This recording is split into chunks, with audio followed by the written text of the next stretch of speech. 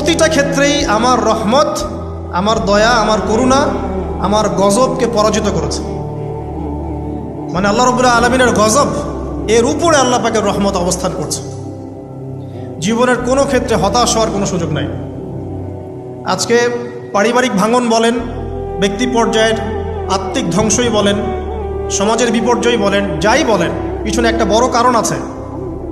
সেটা হলো আল্লাহ থেকে দূরে থাকা মানুষ, আল্লাহ থেকে হতাশ হয়ে যাওয়া। আর এই কাজটা শয়তান করিয়েছে মানুষকে আল্লাহ থেকে দূরে সরানোর জন্য। কিন্তু আল্লাহ রাব্বুল আলামিনের কাছে কেউ যদি যেতে চায়, মন থেকে যদি আল্লাহকে একটাবারও ডাকে, আল্লাহ পাক এক ডাকের মাধ্যমেও তার গুনাহ মাফ করতে পারেন।